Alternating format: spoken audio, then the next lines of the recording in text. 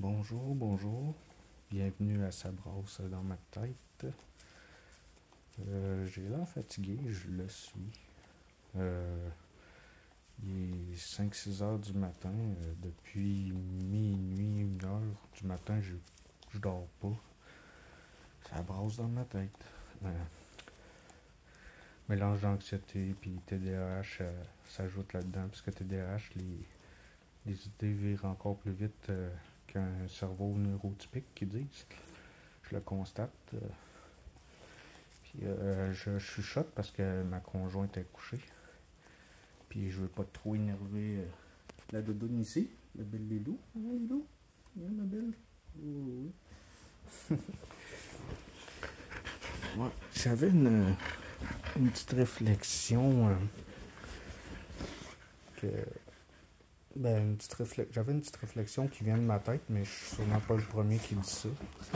Lilou, arrête de faire du bruit, là.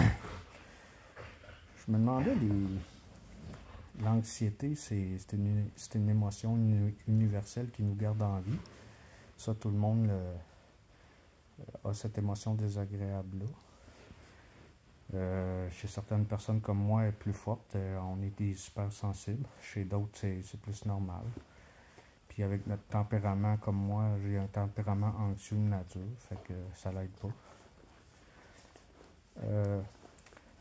Je me demandais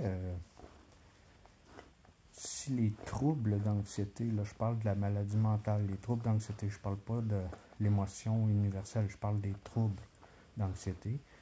Je me demandais si c'est plus fréquent dans les pays riches et développés que dans les pays en voie de développement, du tiers-monde, tout ce qu'on voudra. Parce que moi, j'étais un très grand anxieux, j'ai des troubles d'anxiété, mais je réussis à fonctionner malgré tout. Puis je voyage beaucoup avec ma conjointe, c'est une passion qu'on a, le voyage. On s'est promené un peu partout, puis t'es allé quelques fois dans des pays du sud de l'Asie, dans des pays plus pauvres. Puis je pense que c'était au Myanmar, la Birmanie, avant qu'il y ait le coup d'État, on y a été.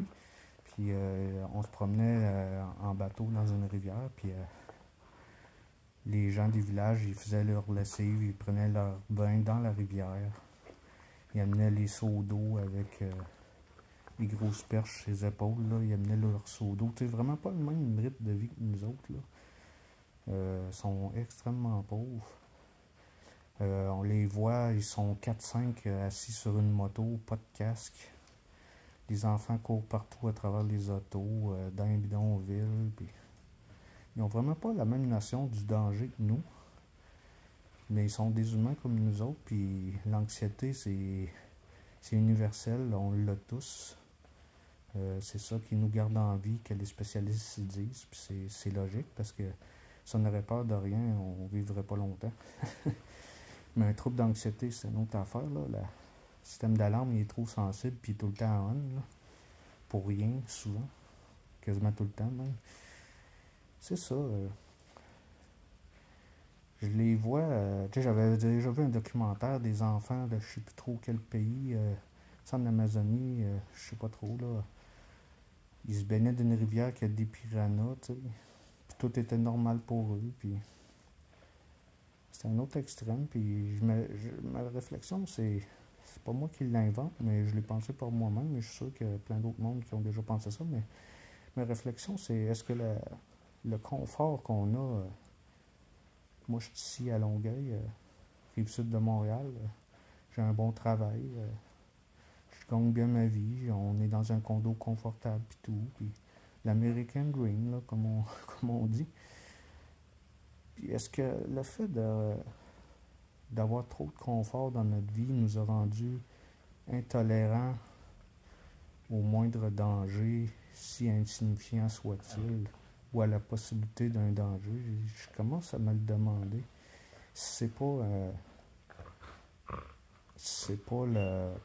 l'effet pervers de notre course à la modernité et au confort et la poursuite du bonheur à tout prix, tous les motivateurs qu'on entend. La vie, me semble, c'est... La vie, me semble, c'est pas toujours drôle, là. C'est pas supposé être toujours drôle, ça a l'air. Mais tu sais, il faut que ça soit drôle aussi de temps en temps, là. Mais c'est ça. Je me demande si on se tire dans le pied à rechercher trop de confort dans nos vies.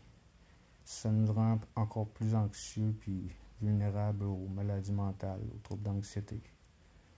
Je sais pas, je serais curieux de voir s'il existe des statistiques, c'est quoi le taux de troubles d'anxiété dans les pays en développement ou dans les pays pauvres versus les pays riches, industrialisés, développés, tout ce qu'on voudra. Je serais curieux, je serais vraiment curieux. C'était ma petite réflexion là, matin. Là. Je pense qu'elle a du sens, puis c'est pas moi qui l'invente sûrement, là, mais je l'ai pensé par moi-même. Parce que le principe des troubles anxieux que j'ai appris avec le temps, ça c'est facile à dire avec le recul, là, mais quand t'es dedans, c'est une autre histoire. Là, mais le principe des troubles anxieux, gros piège, c'est qu'on veut tellement pas vivre d'anxiété qu'on se rend malade et on en vit encore plus. On veut tellement être bien qu'on est toujours mal. Fait que pour ça, ça m'a fait penser à ça. Donc, je vais aller me recoucher. Je sens la fatigue, là. Il est 5-6 heures du matin, j'ai pas dormi de la nuit. Bonne année 2024 à tout le monde. Bye bye.